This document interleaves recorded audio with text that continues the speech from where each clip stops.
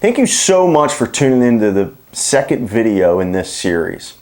If you didn't see the first one, I'd encourage you to click the link above, go back and watch that, and then come back here and catch up with us. Once again, I'm Rich Prado. I'm excited to teach you more details about our college bus tours. And I'm going to make one of the major announcements regarding our 2016 tours towards the end of this video, so make sure you stay tuned. And again, it would mean the world to me if you dropped a note in the comment section below. Feel free to ask a question or just simply say hello. So in today's video, instead of making you spend 10 minutes looking at me, I'm going to show you some clips from our past college bus tours. While you listen to my words and you see those pictures and videos, I want you to see the access that we're given to the college coaches, to the academic facilities, and to the athletic facilities. And I want you to ask yourself, how does that compare to how your son's summer went last summer? And what makes you think this summer will be any different unless you do something a little bit different? Video number 1 touched on the parallels of the college decision and buying a house. I discussed how important research is to the process and how knowing what your non-negotiables are will impact your decision. The problem is that most 14 or 15-year-old kids simply lack the life experience to know what their top 5 non-negotiables for their college choice are. Just like you wouldn't buy a home that is a bad fit for your family, your son should not go to a college that is a bad fit for him. In today's video, I want to give you some examples of how our tour can affect a decision, and I want to walk you through how the tour actually works. Again, to repeat, at the end of this video, I'm going to make a huge announcement, so hang in there with me. While it seems like every coach, parent, instructor, etc. knows exactly what school is your son's best fit, I'd say it isn't up to them to decide that for your son.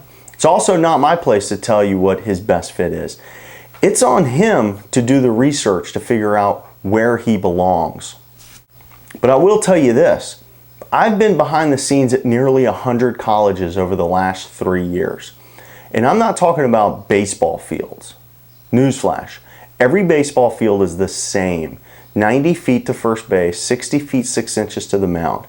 I'm talking about, I've been truly behind the scenes at almost 100 colleges.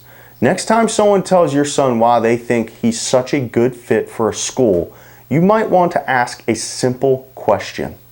Why? Followed up by another why, and then another why. You'll begin to gauge if that person A, truly knows you or your son, and B, truly knows that college. If he doesn't truly know you or that college, I find it hard to believe that he could know if it's a good fit for your son or not. So I've talked a lot about why we're doing the college bus tours. Let's talk about what a college bus tour actually is. You may have seen on our website, playinschool.com, that we are offering 10 different tours next summer. All 10 tours work in a very similar way. They are designed as round trips. So you drop your son off with us, and then 3 days later you pick him up. We hop on a charter bus and begin the tour. Each day we visit between 3 and 5 colleges. When we pull into a college, the baseball staff from that college meets us to give our group a private tour around campus. At every campus we visit, we are seeing things like dorm rooms and classrooms, cafeterias, libraries, main grounds of campus. And we are seeing the athletic facilities such as weight rooms, training rooms, locker rooms, dugouts, and fields. I cannot emphasize enough that this is not just a baseball field tour. An overwhelming percentage of your college experience takes place away from the field. Think about it. Let's say you spend 4 hours per day playing baseball. That leaves 20 hours per day doing non-baseball activities. That's 5/6 or just under 85% of your entire college experience doing non-baseball activities. So we think it's worth seeing things beyond the baseball field. We'll spend about 90 minutes on campus. Then it's back on the bus and on to the next college. Each tour visits between 15 and 20 colleges. We use charter bus transportation, we sleep in nice hotels, we eat okay food, and we work hard for 4 straight days. It basically feels like a college road trip. I don't want to gloss over an important fact here. Showcases are very important, but at the end of the day, they are designed for the coach's benefit. You are prohibited from talking to the coaches in most circumstances as mandated by the NCAA, which means they come and they get to watch you and they take notes and then they go home. Our bus tours put players directly on college campuses. That frees up the college coaches to talk to us. Our tours are sort of like doing 20 unofficial visits in 4 days. That time spent rubbing elbows with coaching staffs can be tremendously important. Getting to ask questions or learning about their philosophy or how they might handle a certain situation is the definition of behind the scenes. So I've mentioned before that going on a college bus tour is not right for everybody. That's okay. We don't want everybody anyway. We intentionally keep our tours extremely small. I've run across some families that inaccurately assume that their kid is not a good fit for one of our tours. Some of the common misconceptions are that they are too busy, that their kid is too good or maybe not good enough, and that they play showcase ball so they don't need to go on a tour, or that it's just too expensive. Let's touch on each of those pieces individually. Too busy? I get it. Baseball families have 0 free time. So my question is, if you're too busy to commit 4 days to see 20 colleges, how are you planning on tackling that on your own? Weekends? What weekends? Weekdays? School, work, etc.? I bet most baseball families don't have 5 free weekends all year. So it might take you 3 or 6 or 9 months to get in the car just to see a few schools. I'd say most baseball families are too busy not to send their son on tour. Too good? One of my favorite hypothetical stories has finally come to fruition. Let's say your 8th or 9th grade son is showing all kinds of potential. He's suddenly a dude. An ACC school starts sniffing around. Is he ready to make a life decision at 14? Let's say UNC, NC State, and Duke are the schools most interested in him.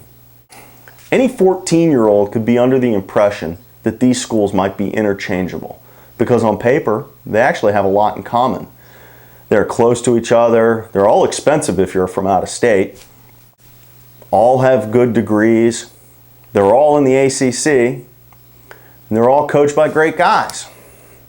So what 14-year-old wouldn't believe that these are interchangeable?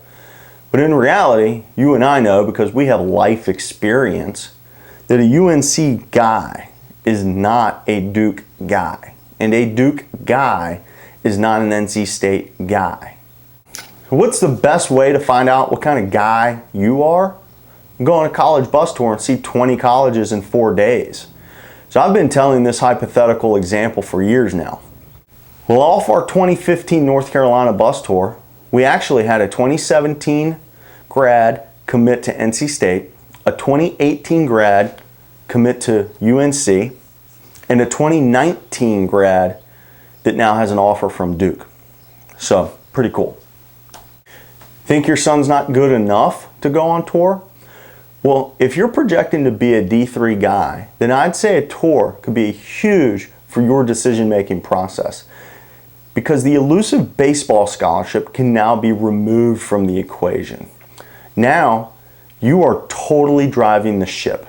The D3 guy picking a school solely on baseball tends to be the least confident kid in the bunch. We want to show kids just how diverse and incredible the D3 or D2 or NAIA opportunities can be. And give that kid the knowledge and confidence to pick his best fit.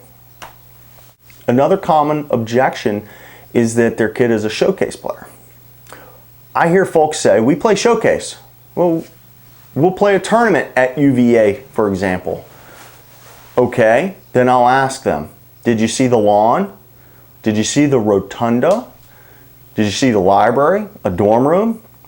When they answer no, no, no, they quickly realize that at their showcase and at most of their showcases, they really only saw baseball fields. Some folks think that the tour might be too expensive. Obviously, we charge a fee for our service. We are providing 4 days of charter bus transportation, 3 nights in hotels, meals, apparel for our 2 workouts. Plus, the meat and potatoes are that they actually get private tours at almost 20 colleges. We've heard folks say they can do that for free. Well, not likely. We're getting behind the scenes. We're meeting staff at every single school. We're running private workouts. We'll talk about those in the next video. More importantly, ask yourself a question. What is your time worth to you? Let's break down my Virginia tour as an example. How much time would it take you to see JMU, Virginia Tech, and ODU as an example? You're talking 3 separate weekends, first of all, because of where they lie geographically. We see those plus 15 other schools in just 4 days. Then you have to consider travel expenses, including gas, food, hotels, and there's no guarantee you'll meet a coach, and I can unconditionally guarantee you, you will not get a private workout. In the first video, I mentioned that I was going to make a huge announcement in this video, essentially putting my money where my mouth is. So here it goes. I'm so confident that your son will benefit from going on a college bus tour that for the first time ever, I'm going to be offering a 100% money back guarantee. I guarantee that your son will learn substantial information about himself, his needs and wants, and about the schools that we see. If he does not feel that he did, I'll refund 100% of your fee, no questions asked. In video number 3, I'm going to expand upon the private workouts that we run. I glazed over that, but I think a lot of people will be really interested to hear the details. We'll cover a lot of information about the things your son will see and what he'll learn. Also, in video 3, I'll teach you how to take that newfound information your son comes home with and how to apply it to his specific college recruiting process. So stay tuned for video 3 coming out soon. I'd love for you to comment below that you saw this video. Let me know what you think. Do you think that a college bus tour can help your son make the best choice possible for his education? Thanks again for watching. Video 3 will hit your inbox soon.